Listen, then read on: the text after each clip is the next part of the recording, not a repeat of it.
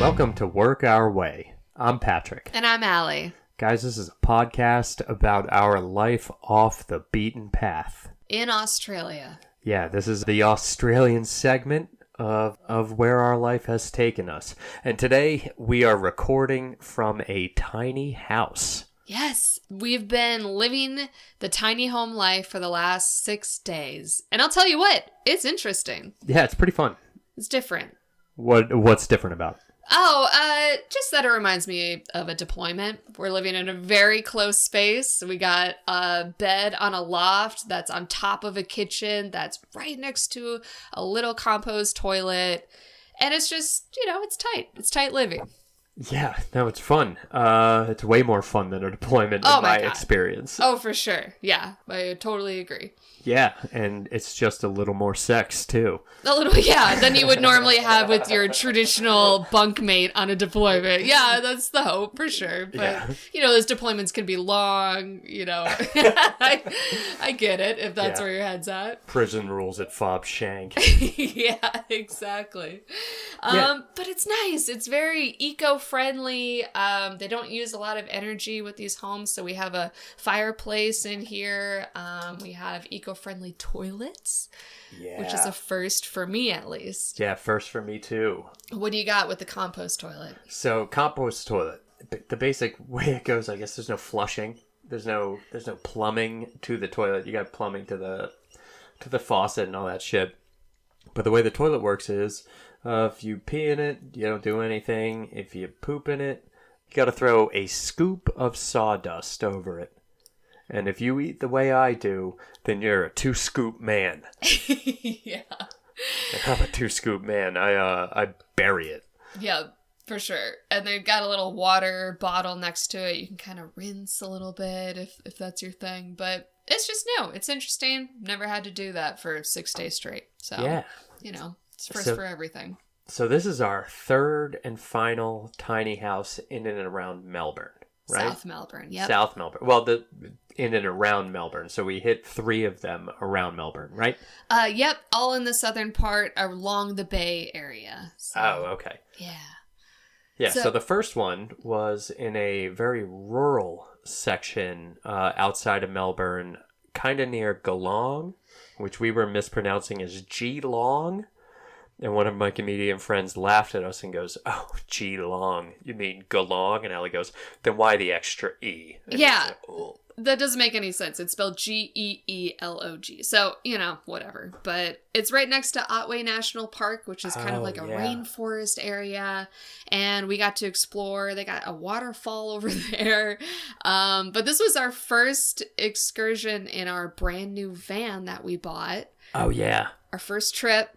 And I learned very quickly that the van does not do well at all with uphill driving or downhill driving.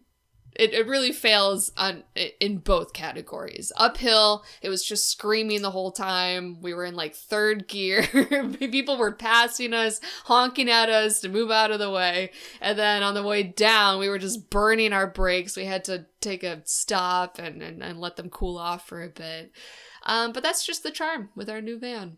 Yeah, I mean, it didn't fail up and down hills. It just barely succeeded. Yeah. It's really the thing. Exactly. Yeah, we could smell our brakes long after we parked. We were just like, oof. Yeah. Is that still our brakes we smell? We were like walking along the street. We're like, wow, it still smells. Yeah, someone's burning poison around here. Yeah. But we love our new van. It's big. It's orange. Still don't have a name for it. Still looking for names. Yeah, again, right in. We need van names. The leaders are Jean-Claude Van Damme, the Magic Tool Bus. That's a good one. Yep. And the Lean Mean Tangerine. Those are the three van names that are kind of leading the polls right now. Check out our Instagram for a picture of the van. Yep. And please give us your best suggestion. Yeah, definitely. Write into workourwaypodcast@gmail.com. Hopefully in the next week or 2, we'll pick a name. Yeah. She's looking to be christened. I want to smash a bottle over her face. Damn. Van Dam. So going back to the first tiny away house, like you said, it was right by Otway National Park. There's a beautiful waterfall, nice little rainforest out there. Some German asshole told us to move so we could take a picture, and honestly, I've hated him ever since then, and I think I'm going to hate him for the rest of my life. He talks about him nonstop. He pissed me the fuck off, if I'm being honest. Yeah, well, it was probably the most rural tiny home that we've been in so far. It was on a sheep farm. Yeah. Which was interesting because the first night that we were there, I think we were cooking or something. We were just making something inside the tiny home. And all of a sudden, our home started shaking. And I was like, okay, birds can't do that, which is really all that we saw up until that point. It's either a human or a bear or something equivalent. And so Dad was ready. I grabbed the fire poker and I walked outside and I saw a sheep rubbing its ass on the corner of our tiny house. Yep, absolutely. It was one of like 20 sheep that were passing through, and we're like, wow, that's never happened to me before. And honestly, no harm, no foul. I've been there with an itchy butt myself. Yeah. So what am I gonna do? We know what he's going through, so we couldn't be mad. But that was our sheep experience. Yeah, that was the first sheep experience. Yeah. The second one came a night later. We'd set a nice little fire. We were looking at the stars. The sun had gone down. We were really enjoying ourselves. And I was positive I heard footsteps in the woods. Like, to the point I was just like, Al, get inside right now. Yep. It was supposed to be a romantic night looking at the stars, and you were like, get inside. Yep. And I thought we were ready for it. I thought we were in for a fight. I grabbed the fire poker again, and I started screaming into the woods, only to see 3 more sheep come out. And I was like, ah, man, got me again. You sons of bitches, got me again. So, early end to the night, but, at least we were safe, it was just the sheep. That's pretty cool. So second tiny home we went to was by Mornington? It was, yeah. It was on that little peninsula. So still south of Melbourne, right on the bay, closer to the beach, less in the middle of nowhere. We were by 2 roads with occasional traffic. Yeah, 2 country roads. And this was a different setup than the first one. Yeah, it was all window, which was really interesting. It looks good on Instagram. It looks good aesthetically. But I'll tell you what, if you're trying to have an intimate moment and all the shades are up, people are going to honk at you. Oh, my God. I was practically high-fiving our farmer neighbors driving by, honking their horns, and I'm in the middle of it, and I'm throwing them the horn. Yeah. Yeah. Rock on, bud. Yeah, so, it was interesting. It got a little warm during the day, but it was nice. It was open. It was just a lot of light. And it was nice. It was what's something about living in a tiny home that you love? That I love? So far, it's been the night's sleep. Being disconnected. There's no internet out here. So you get no screen time. I've been able to finish like 2 books. Yeah. It's been awesome. Okay, I can't speak high. Oh, I do need to say a quick correction to the last episode. I dogged on David McCullough's The Pioneers. I said it was an uninteresting story, and it was kind of boring, and I think I even called it a clunker.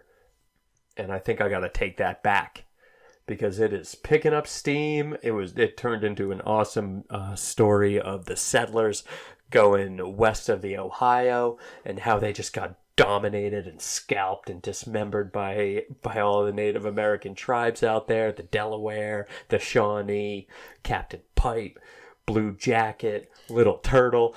It's turned into a great war epic, and a war that I had no knowledge of. And you just see the bumbling idiots and unprovisioned men who don't have their logistics and supply lines routed. It's like a great case study in what can go wrong with military planning. So if you're a military guy, or if you just like American history, check out this book. You can't go wrong with David McCullough at large, and you'll definitely love The Pioneers. So that's a quick retcon of episode 2. And if you haven't heard episode 2, check it out. All right? Yeah, it's Give good us stuff. some love. Yeah, no, we crush it. It's good. So that's my favorite part about the tiny away living is the serenity, the occasional paranoia I get that someone's going to attack us, and the fact I get to read a full book almost in one sitting. It's awesome.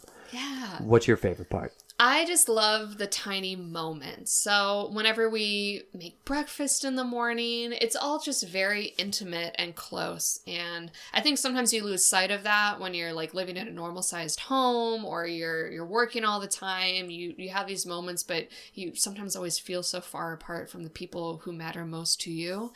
And it's just been so awesome just being close to you. I mean, I'm loving it. I'm eating it up. It's been great. And I think especially with the holiday season getting close, it's been something that I've appreciated more and more. Yeah, you're not wrong, and now I feel bad about my answer.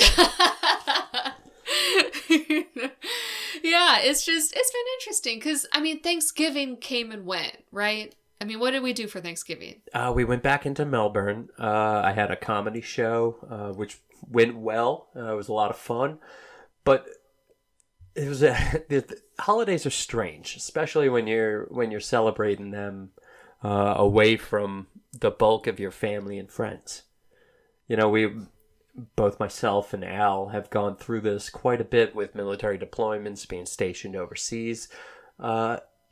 Sometimes the military puts on a pretty good party, you know, but oftentimes I find like the half measure just reminds me that like you're away from what you want, and that's to be with people that you've known your entire life, celebrating the holiday. And I found, and this might just be me being a lonely stupid idiot, but that avoiding the holiday is almost easier. Do you get that?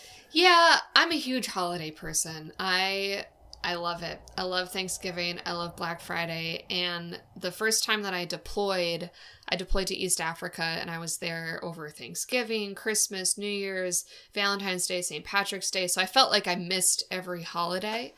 But I remember specifically with Thanksgiving, there was such an overemphasis on food. Remember, they're like, Yeah. Okay, Chow Hall, we're going to bring you mashed potatoes for the first time since ever. You haven't had it yet because you've been eating like leftover bones or something, just like horrible, like, you know, just horrible, like bad food. And they're like, you know what, we're gonna do it different. We're gonna give you turkey and gravy and mashed potatoes and cranberries. So they almost kind of overdo it with food, but really it just makes you realize that a holiday doesn't matter unless you're with family and friends and people who matter to you. So they do their best and they try, but no matter what, you're always going to miss home. Yeah, that's the thing. I find that doing it half-assed kind of reminds me that I'm not at home. Yeah. And that's not to say they shouldn't make the effort, because I do appreciate that too. So I guess I'm just being a punk ass bitch and not giving them any middle ground. Yeah. No. But so what tough. we did, we went into Melbourne because I had a comedy show, and we went to a cheesesteak place. We grabbed a couple of drinks. We grabbed a meal. We said what we were thankful for. I want to say I beat out Allie on that one. She said she was thankful to travel and all that shit, and I said I was thankful for her. There you go. There's the redemption. Yeah, there's a redemption for what I love about Tiny House most. And then we did the anti-thanks. Yes. What are we not thankful for? Yes, absolutely. That's way more fun. Yeah. Talk about what you hate. And if you listen to episode 2, Sport Bitching, we kind of hit on those topics. Yep. I said I was not thankful for how hard my allergies hit me. Yep. And not thankful for Sally. Oh, yeah, not thankful for Sally. Yep. For a full debrief on Sally, check out episode 1. Yeah, yep. So that was what we talked about. Oh, news from home, from Fort Collins. One of my buddies had his car stolen on Thanksgiving. Can you believe that? Yeah, rude. Somebody out there was thankful for his car. Yeah. Bummer for Sammy. Yeah, it happened to my buddy Sammy Pashota, a hilarious comedian from Fort Collins. He's going to blow up. Look for his name some places. But he woke up the day after Thanksgiving with no car. And Fort Collins got hit by a snowstorm, so he called the police to see if they towed it for some reason. They said nope. He called the DOT, see if they towed it to plow, and the answer was nope. So he put a call out on Facebook in the comedians page and said, hey guys, my car got stolen. Does anyone have any leads? And you know what? One of our less reputable friends, he chimed up and he said, you know what? Let me make some phone calls. And so he did. And then 4 hours later, posted a picture of Sammy's car where it was returned on like the main street in Fort Collins. And I guess the moral of the story, kids, is that it pays to know criminals. Yeah, it was super baller. Literally 4 hours after Sammy posted on that thread, this guy uploaded a photo of his van and was like, found it! Yep. Hey, homie, got your car. Yeah. So it's just great. Yeah. So Thanksgiving miracle. So if you're a criminal, hey, write in. I want to get to know you. Yeah, if you listen to episode 1, maybe episode 2, you will realize that we don't have friends and we're looking for friends. So please hit us up. Need some friends. Yeah. Need some friends who are We're not criminals. picky. Yep. If you're a criminal, you got value. You got a lot of for value sure. in the friend department. Yep. And if you're not a criminal, maybe you should know some more criminals. Yeah, exactly. I need to reevaluate my friends, I think. Yeah, they're too law-abiding. Yep. Unless you've caught a case, I don't want to know you. Oh my gosh, yeah. Kind of a cool thing that happened at our first tiny home. Oh, yeah? So one thing that we're doing in addition to staying in these tiny homes is we're also exploring South Melbourne and building an itinerary for people who want to explore places outside the city. So we've just been getting to know the rural areas a little bit, and we decided to do a bushwalk. Oh, yeah. We did about a 5-mile hike. Yeah. And it was right outside of the sheep farm, and we kind of just went into the woods a little bit, and we saw a couple new animals. You want to share? Yeah. Well, first we saw 2 guys blow by us on a bike, and they said, there's heaps of good fun up there. Yeah. As they were biking by, they said that. And we were just, thanks for the tip. Yeah, the tip, dude. Thanks. Tons of good fun. We kept walking, didn't find the tons of good fun they had. I don't know what they were talking about. But then we walked back, and we didn't see almost any wildlife until we were maybe a mile away from the end of the trail. Mm-hmm. And then we saw what looked like a small black kangaroo dart into the woods. And kangaroos aren't black, you know? Mm-mm. So when we got back, we looked it up. I thought it might have been a wallaby. It turns out it's something called a wallaroo. Yeah. Which leads me to believe that the Australians run out of names at 3 animals. They got kangaroo, they got wallaby, and then they got something in the middle, and they're just like, oi, it's a wallaroo. We've got fucking kangaroo, we got wallaroos, we got wallabies. We can only think of 3 fucking names. We're down in our brainy roos. We got small brainy roos. Brainy bees. Brainy bees. So that was good fun. Yeah, we saw one of those. Honestly, heaps of good fun. Heaps of good fun. Now we know what those guys were talking about. Yeah, they were talking about wallaroos. Yep. They just didn't have enough wordies for wordy-roos. Exactly. Just heaps of good fun. Not heaps of good words. Yeah. We saw some wallaroos, as well as a couple of actual kangaroos. Oh, we did see kangaroos on the way back, and they fly like velociraptors through the woods. I hope I never have to fight one. Yeah. What have we seen? We've got some. I think the only animal that didn't catch me off guard and scare me was the koala bear. Koala. Oh because it was doing nothing except for sitting in a tree. Saw a salamander. It was not dangerous. It scared me. It scared me too. Saw a wallaroo. It was not dangerous. It scared me. Mm-hmm. Saw a potteroo. No. A cheetah. Echidna. I don't even know how to say it. I gotta look it up how to say it. A little hedgehog porcupine thing. scared me. Oh, I made the new noise, remember? Yep. Oh, yeah. Listen to episode 1. Yeah. So a lot of new animals. And one thing that is really concerning is every trail that we've walked on, there has been a sign that has said, watch out for increased snake activity, increased bee activity, increased insert your biggest fear activity. And so it's been a little unnerving. Yeah, I think that might just be to keep the droves of Chinese tourists away. It doesn't work. No. It doesn't work. It was Here's funny. The deal.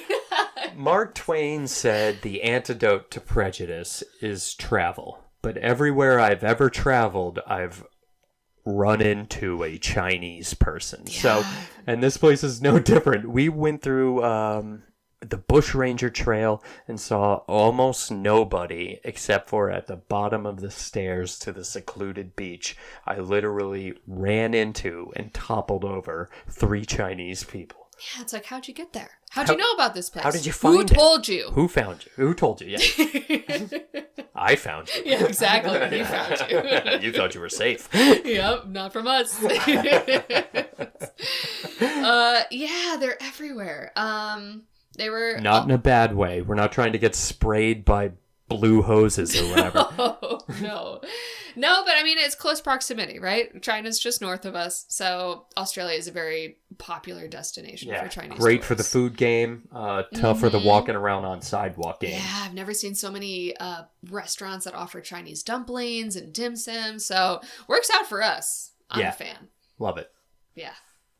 It's good fun. Heaps of good fun. Heaps of good fun. Heaps of good Chinese people at the hot springs we went to. Yeah, yep. Yeah, beautiful hot springs, beautiful Chinese people, heaps of good fun.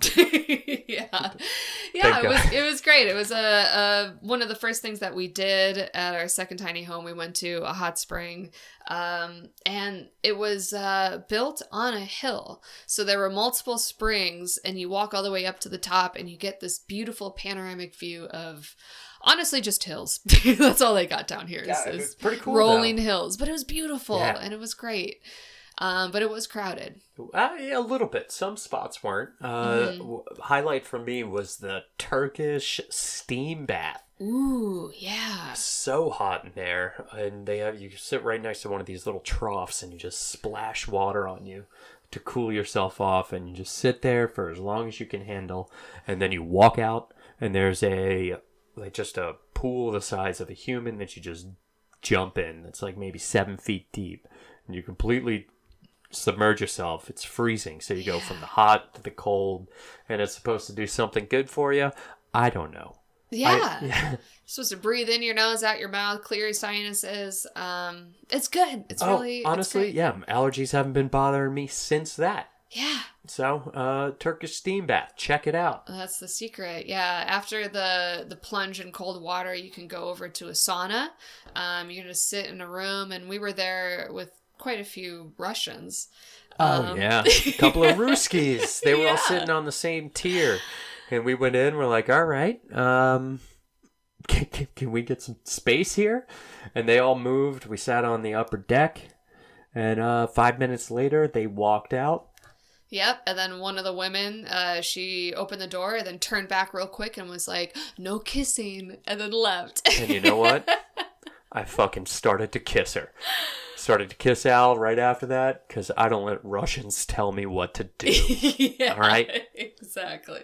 Who do you think I am?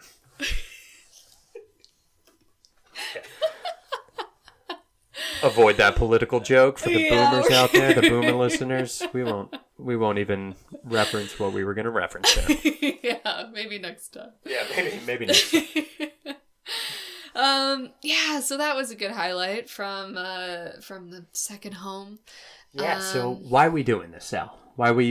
How did we get into tiny houses? Oh my gosh. Well, we were just talking about the things that we weren't thankful for. And obviously Sally came to the front of my brain because I'm just still so mad about how that all went down. Quick recap, if you don't want to listen to episode 1, Sally was our workaway host who was a borderline slave driver. Morning, noon, and night had tasks for us, and it got to the point where it was not worth the accommodation and lodging for what she was putting us through, so we were looking for other options. Yeah, definitely. And we were desperate. Like, it was so bad. It was right around my birthday. We weren't getting a break from her, and I was like, I want to get out of here. Like, please, let's just get out. Yep. Shout out to Kartik again. Yep. And so Kartik, couch surfer, he saved us. But in the meantime, we were just applying for any and all jobs available. So we went on Gumtree, which is like the Craigslist for Australia. We went on a backpackers job board, and we were just applying like crazy. And Tiny Away was one of the places we applied to. Yeah. I let him know that I'm a struggling comedian. Allie is a brilliant content creator, and that we could put together something. They were asking for social media networking, marketing. And just, overall social content. media, content creation for their tiny homes. Yeah, photos, videos, whatever we could provide in exchange for free accommodation in all of these tiny homes. So they picked us. Yeah, they picked us, so exciting. and we've gotten to tour these awesome Melbourne locations, and I think we might get to do a couple up in Sydney. I think they like what we're doing. Exactly. So we're doing South Melbourne now. The hope is that we'll be able to do North Melbourne, which is where the Grampians are. It's a huge national park that's very beautiful.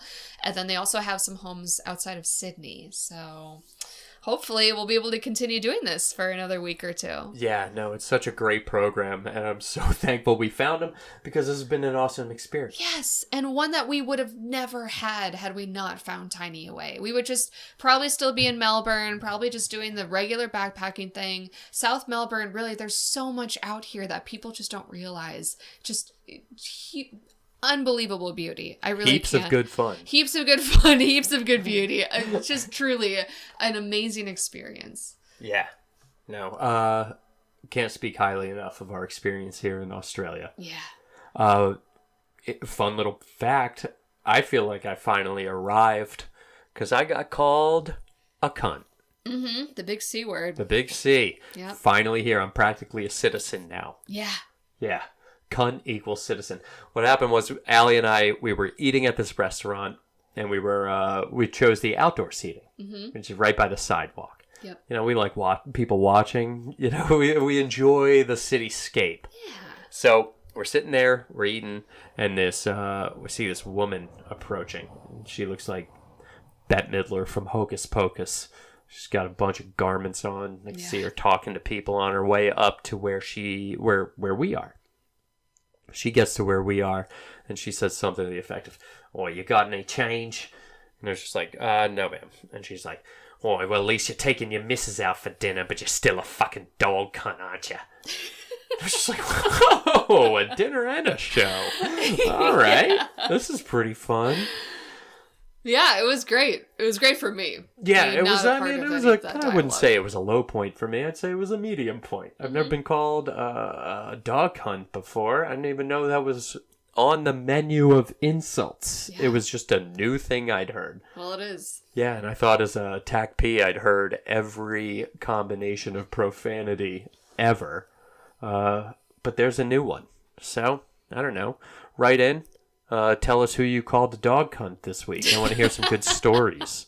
All right? Well, I want to know how it flies in America is really what I want. Just, whip it out. See how someone takes it. If you have a cool story, sit down at dinner, in. Call your mother a dog cunt. Yeah. See how it goes. See how she takes it. Yeah. Holidays are coming up. No better time. Yep. For a new insult. Yep. Political argument. You want to win? Call him a dog cunt. Yep. That's the way to do it. Screech the conversation to a halt. Yep. Good. Merry Christmas, Grandma. Yeah, so that was fun. That was new. Definitely. You know what we got this week, Al? What do we got? We got listener questions. Yes. All right. Yes, we do. Shit is picking up. Pretty happy you guys wrote in. More than happy to answer your dumbass questions. Yep. A couple from Riley M. All right, we'll do it that way. Preserve your anonymity a little bit. First one he asks is, what is our biggest misconception about Australia, if any? And I think we talked about this a little bit our first episode. A little bit. Is I assumed it was going to be beautiful beach weather the entire time. And it's been kind of cold. Oh, yeah. And I didn't pack for that. Yeah. I guess in retrospect, now that I'm thinking about it, we're talking about seeing penguins tomorrow. So we should have just assumed that wherever penguins are, it's probably not a beach town. But, whatever. Yeah, I'm whatever. Yeah. Yeah. I'm not going to learn any lessons at this point in my life. Yeah. My biggest misconception is I assume that Australia was, progressive and first world in terms of their technology. But I'll tell you what, finding an outlet and finding Wi-Fi, it's like the hardest thing to do here. Yeah, there's no real Starbucks coffee shop. Watch a bunch of slackers write their screenplay. That's not how it goes here. Yeah. No, it's not. Like, today, we had to lug our laptops to a McDonald's inside a gas station. And this was after calling cafe after cafe after cafe along the way to see if they had Wi-Fi, and they just didn't. Yeah, it's tough. It's not necessarily a thing. So, living off the grid, whether we like it or not. Yeah, no, that's something I didn't assume about Australia. I thought, okay, big city, Melbourne, they're going to have Wi-Fi. It's tough. It's rare. Riley's got another question. Kind of a follow-up to a topic we discussed the last episode. Okay. It's what qualities you look for in people you want to be friends with. Mm-hmm. Or is it just an overall vibe? I mean, it is a vibe. You got to be genuine. You got to be funny. But some of our best friends here actually are lesbians. Yeah, no, I think that's kind of no surprise. I have a lot in common with them. Yeah. Mostly the bad haircut and that I'm unimpressed with my penis. Yeah, exactly. So, the rest of our friends are pretty much comedians.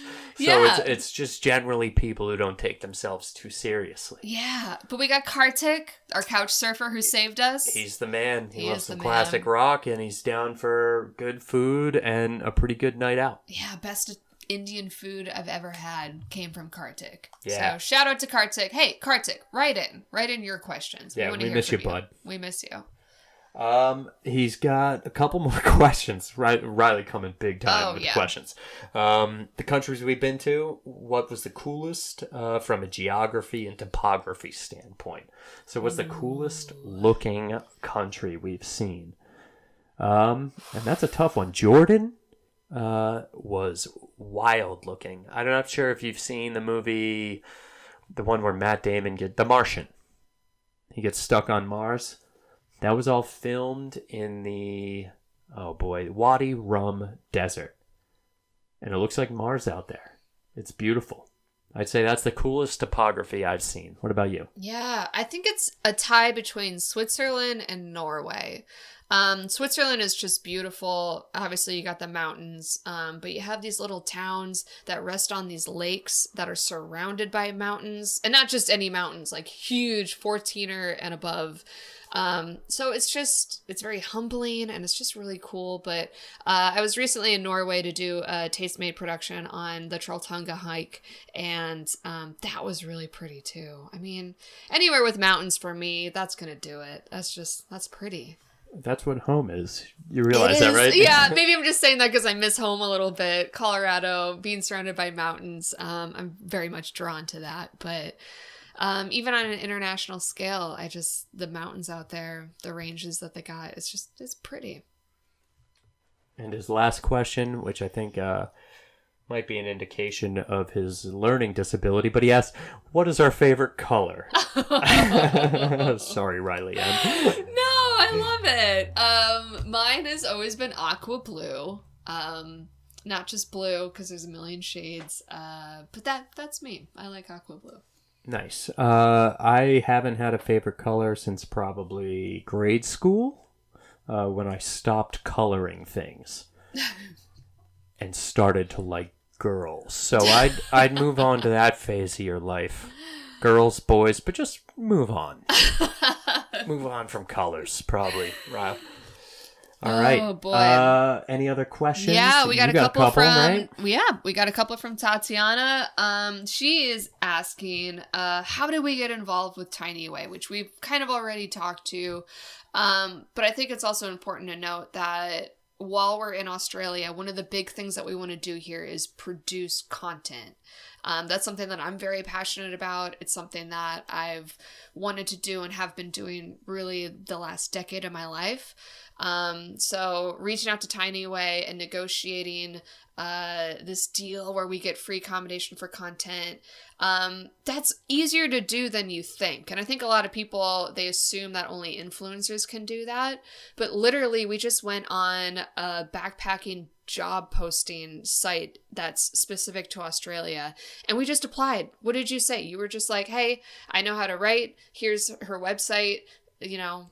Yeah, I put together a snappy little email, a couple of puns, couple of jokes, and sent it out to them. And it was flashy enough that it got their eye, and they said, hey, do it. Yeah. And we said, right on.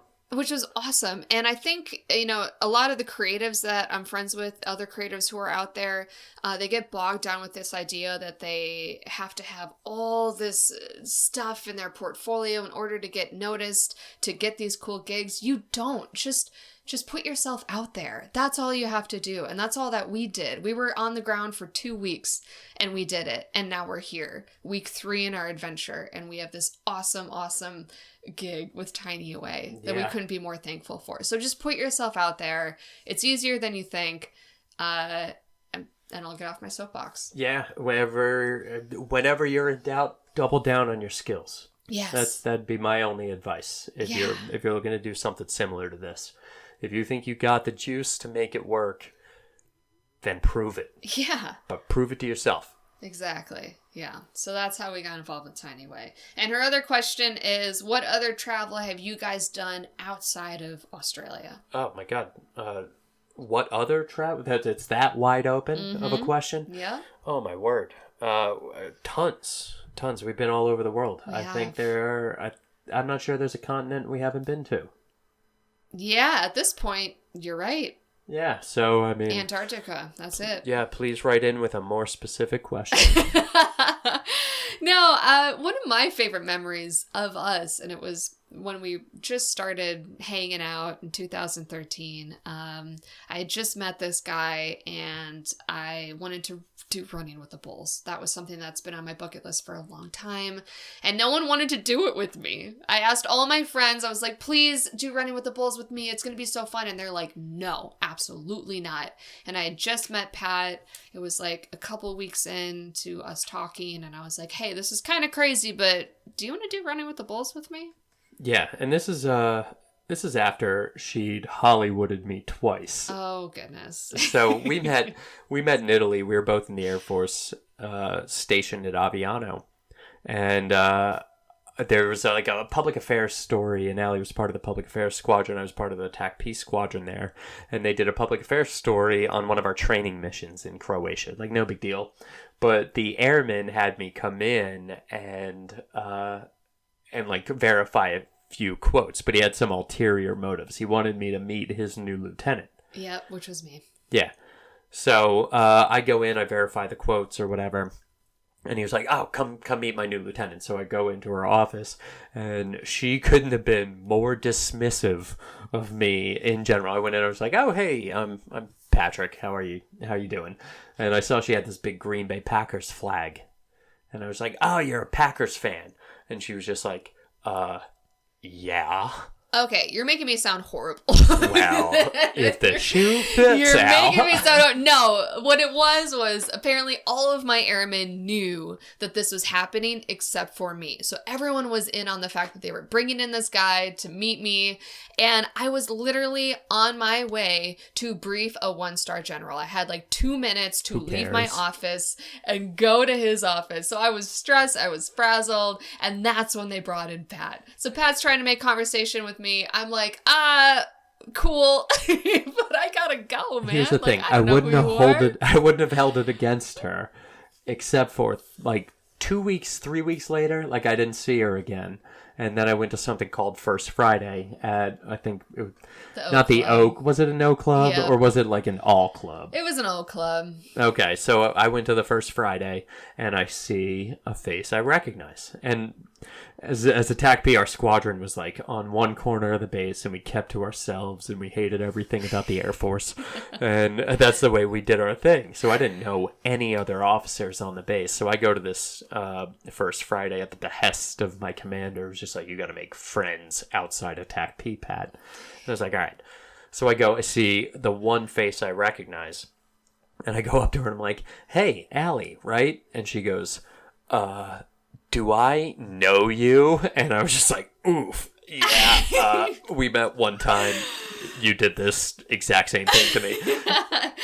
I said it honestly because I thought that I would never see him again. Like, he was cute. I mean, you were cute. You are cute. Like, I was intimidated. I was like, wow, this guy, like, came over. He said hi to me. I'm a nerd because I work in PA. I'm about to brief a general. I don't have time for him.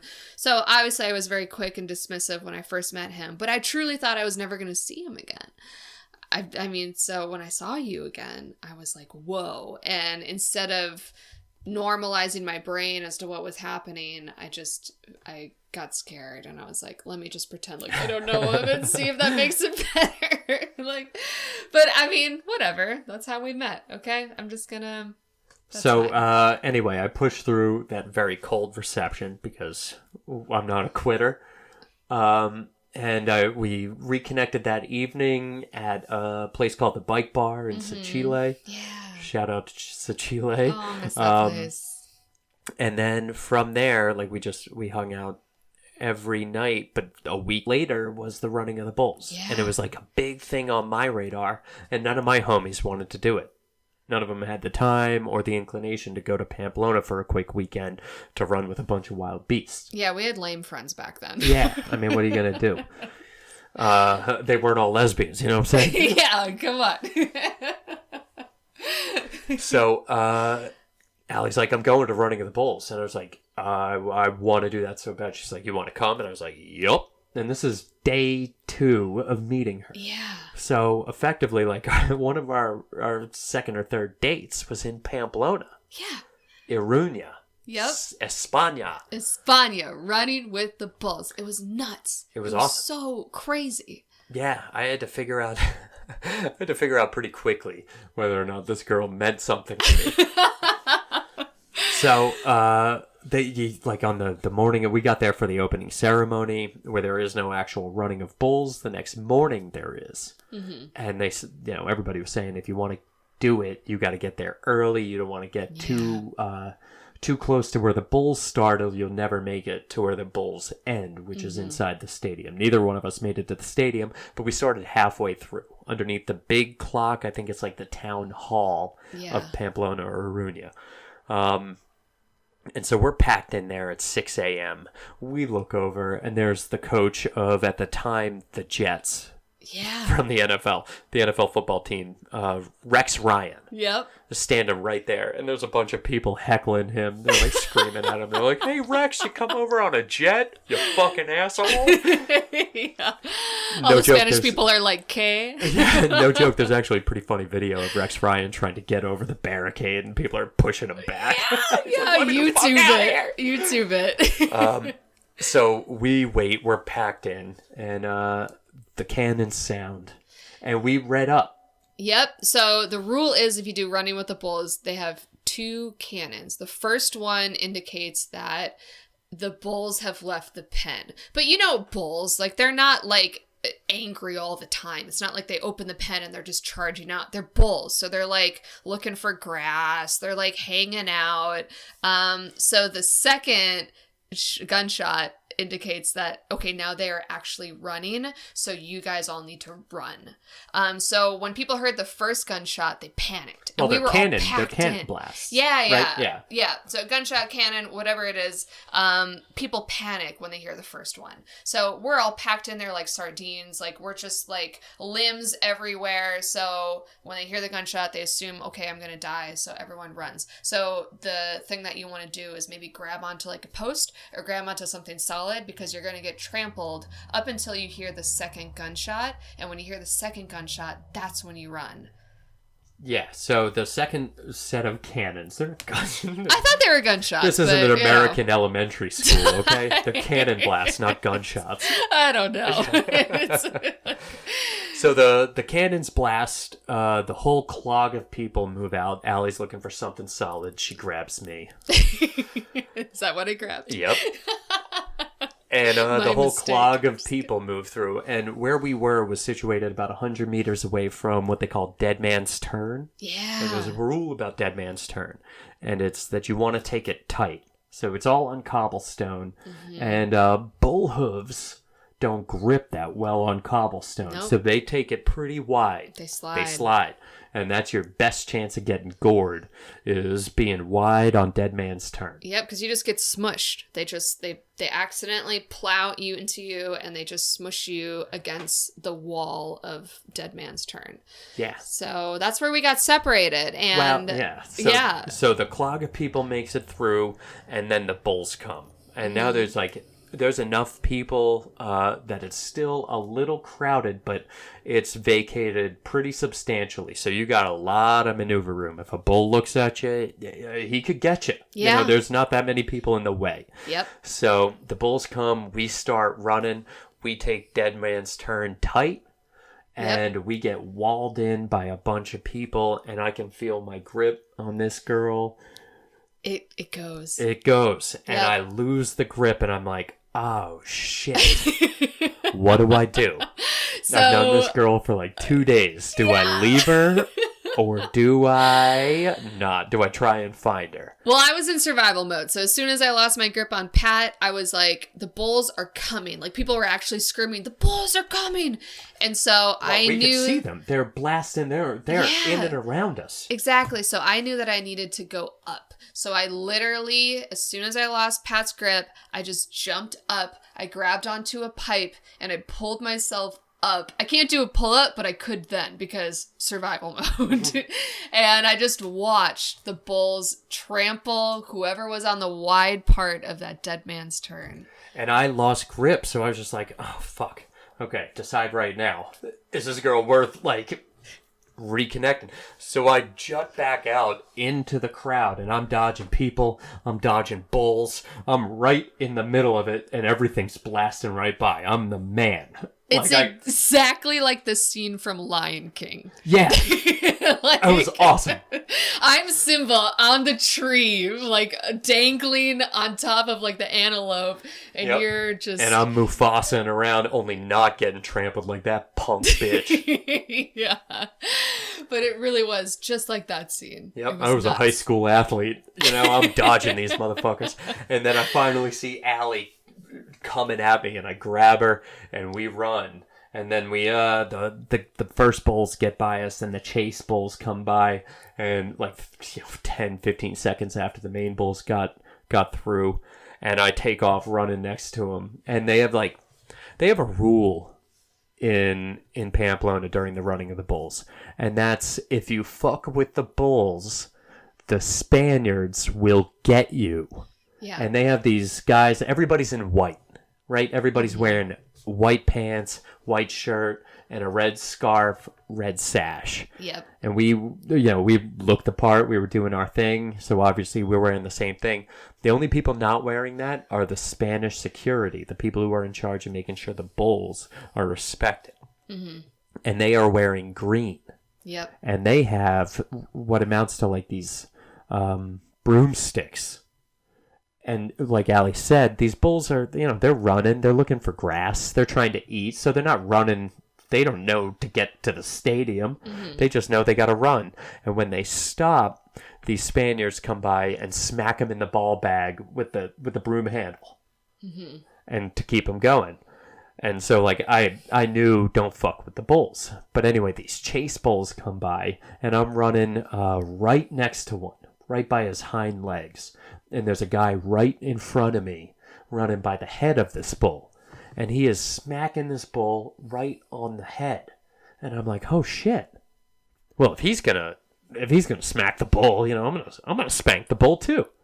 And so I raise my hand to spank the bull, and out of the corner of my eye, I see a dude in a green shirt dart from the side and crack this dude in the face with his broomstick. In the face. Right in the fucking face. The guy goes, oh!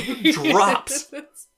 His legs get trampled by the bull. My hand is still in the air. I just do one of these, skirt up on my head. Yep. You know, just comb my hair back, and do not touch the bulls or the Spaniards will get you. Yeah, I mean, that was 6 years ago. Rumor is he's still out there. Yeah, rumor is, he haunts that track, warning people, do not. Don't spank the bulls. Yeah,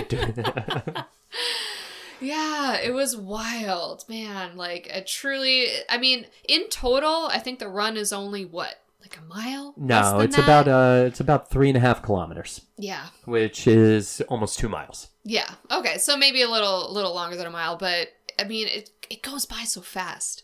Oh yeah. Yeah. We didn't make it into the stadium. No. Which is a little bit of a bummer. Yeah, but I mean, it's all good. It was still a fun time. We got to go to the square. We got to eat bull after as like a celebration. Like, what? They served it. Yeah, remember they served it. No, we got paella. Yeah, but they advertise that. They say, okay, because unfortunately when the Bulls get to the stadium, I mean, that's the end for them. Oh, yeah. Bad news for the Bulls over there. Not the event you want to go to if you really love bulls. But when they kill the bull, they eat all of it. And they take the meat to the square, and all of the shops and all the restaurants, they advertise you can have the bulls like to eat, to celebrate. That's part of the tradition.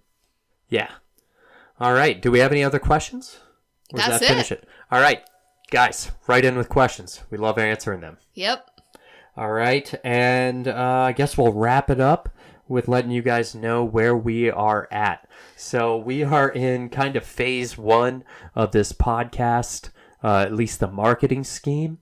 So if you guys are hearing this, you guys are within kind of the focus group of our friends and family. We appreciate the feedback. Hopefully we've been able to rectify some of the issues you guys had, some of the critiques you guys had, and hopefully you find this to be a much more listenable podcast. Again, we're open to the feedback you guys got. Phase 2 of this is spread it to your friends and family. Please, So yes. The way this podcast needs to grow is by word of mouth. So if you guys enjoy this, please spread it. We're going to be doing a full-on marketing blitz after this, posting it everywhere we can and creating some ads. But it'll be on you, if you guys like it, to give it a review. Yes. Give it 5 stars. All right. If iTunes sees increased activity about this, they'll host it, they'll feature it, and that'll be on the support of you guys. All right. So we're going to be looking to distribute this in mass here coming up. But again, a ton of it is going to be with your support. We hate to be beggars, but if you like it, support us, please. Yeah, seriously. And this is all a conversation. So if there's anything that you want to know about us, our lives, what we're doing, our travel, write in the questions. We'll right now we'll use all of them. We'll talk to whatever you guys want to bring up and want to talk about. We'll segment a part of our podcast to really have that conversation with you guys about what we're about. So, keep an eye out for upcoming episodes. We'll release them weekly. Also, check out our Instagram if you want to see some of the behind-the-scenes stuff that we got. If you want follow-ups on some of the stuff that we talk about on the podcast, we'll be posting all that stuff. So you'll get the Tiny Away stuff. You'll get the behind-the-scenes, our life back home, what we're doing here. But yeah. Yeah, and we'll look for ways to incentivize you guys sharing this stuff as we gain a little bit more traction and a little bit more popularity. All right? Absolutely, yep. All right, do you have anything to promote? Nothing. All right, all I got is comedy around Melbourne. And if you can't get to Melbourne to see me perform, support your local comedy scene. Yeah. All right? Guys, thank you so much, and we'll see you next time. All right. Oh, wait, no, let's give them shit. This is a bad lead out. Guys, follow us on Instagram at workourway and email us at workourwaypodcast@gmail.com. You got it. Can't wait to hear from you. Bye, guys.